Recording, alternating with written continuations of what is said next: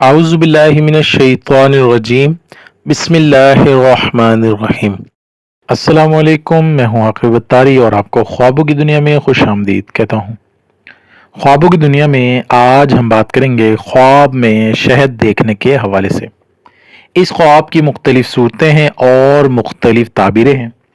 اگر آپ اپنے خواب کی سچی تعبیر جاننا چاہتے ہیں تو ویڈیو کو اینڈ تک دیکھیں، اور اگر ابھی تک آپ نے ہمارے چینل خوابوں کی دنیا کو سبسکرائب نہیں کیا تو ہمارے چینل کو سبسکرائب کر لیں اور ساتھ ہی گھنٹی کے بٹن کو بھی پریس کر دیں تاکہ ہماری نئی آنے والی ویڈیوز کا نوٹیفیکیشن آپ کو بر وقت ملے۔ بات کرتے ہیں خواب میں شہد دیکھنے یا کھانے کے حوالے سے۔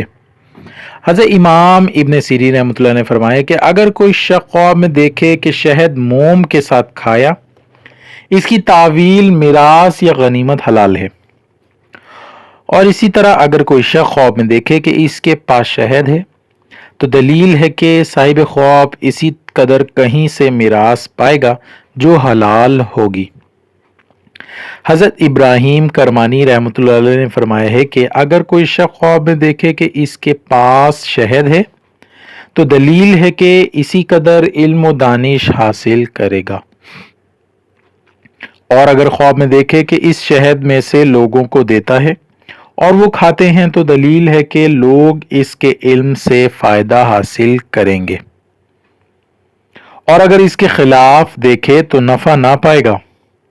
اور اہل تعبیر نے بیان کیا ہے کہ شہد تعویل میں قرآن مجید ہے۔